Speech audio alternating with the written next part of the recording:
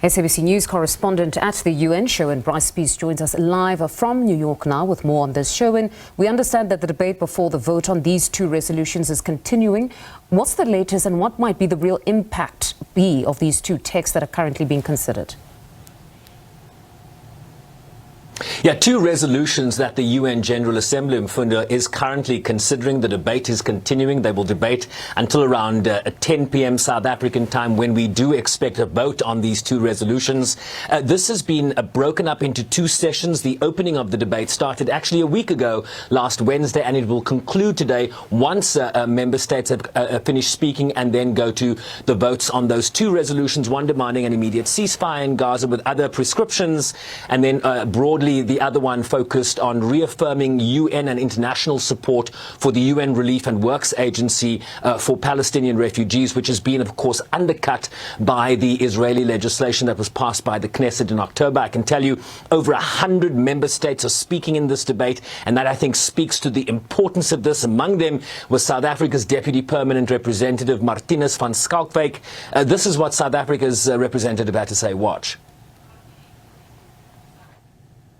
The recent law passed by the Israeli Knesset that will end Israeli cooperation with UNRWA is another measure that will only inflict greater harm on the Palestinian people and take us further away from peace. We call on Israel to reconsider this decision and to continue cooperation with UNRWA as a step towards the attainment of peace in the region. Ending support for UNRWA would result in the death and displacement of untold numbers of Palestinians, considering the already large number of displaced people and the devastation in Gaza. We must refuse to allow the Palestinian people to be decimated through bombs, starvation, and displacement while the world is unable, seemingly unwilling to act. Their right to self-determination cannot be erased, as it is etched in international law. We call on all peoples and countries of the world to support the call for a ceasefire and for measures that lead towards a two-state solution that result in an enduring peace in the region. South Africa's Deputy Permanent Representative Martinus van Schalkwyk, not of the Kortbroek variety, and also saying there that South Africa welcomes the decision of the International Criminal Court to issue warrants of arrest for Israeli leadership, including the Israeli Prime Minister Benjamin Netanyahu. And I think, just to speak to the point in your opening remarks there, Mfundo, about the fact that General Assembly resolutions do not carry the legal binding nature that a Security Council resolution might have. What it does give us is a broad understanding of where countries fall on a particular issue. It gives you, a barometer, a temperature check, but really it tells you where countries on this issue will fall, and what the Palestinians that have introduced this resolution are certainly hoping for, the Arab group writ large, is to demonstrate Israel and its backer, the United States in the main, their increased isolation on this issue, given the catastrophe that continues to unfold in Gaza more than 12 months plus since Hamas's horrific attack on Israel on October 7th last year. But Sherwin, as we've talked about so often, passing resolutions and adopting them is one thing. Implementation of those demands is an entirely different story. We understand that parallel ceasefire negotiations led by Qatar and the United States is quietly progressing. That in reality offers the best real hope for the end to the war in Gaza, does it not?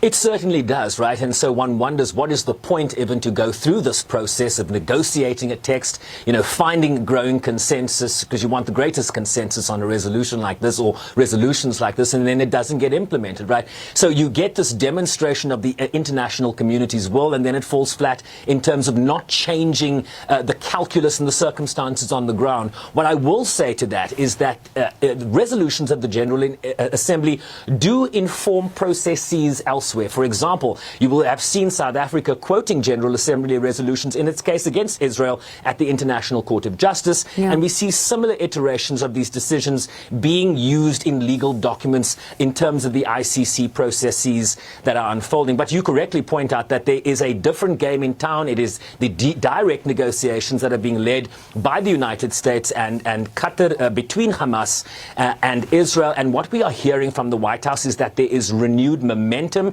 in the aftermath of former President-elect Donald Trump's victory in November, but also in the aftermath of the agreement that was reached between Israel and Hezbollah in Lebanon to end the conflict across the blue line between Israel and Hezbollah. And so that has created space for greater impetus in terms of these long-standing negotiations. You will know that the Security Council already in June endorsed a ceasefire plan. It is the same in terms of the parameters, pretty much the same ceasefire plan that was adopted by the Security Council in support of the U.S. efforts and Qatar's efforts with Israel and Hamas. And it is that plan that is still the only game in town. The question is, will we be able to reach an agreement between Hamas and Israel before the Biden administration leaves office on January 20th? What we are hearing from the White House is that is their clear desire. Whether or not that happens or not remains to be seen. But what we have seen over the last number of months, 6 months plus, is a lot of disappointment in that regard. So hope rings true here as we await for an outcome between Israel and Hamas as it pertains to the situation in Gaza. I suppose it would be important for Biden's legacy, but of course we trust you to monitor those two processes for us and just give us a comprehensive wrap once they've concluded. That's SABC News Correspondent Sherwin Bryce-Pease, live for us in New York.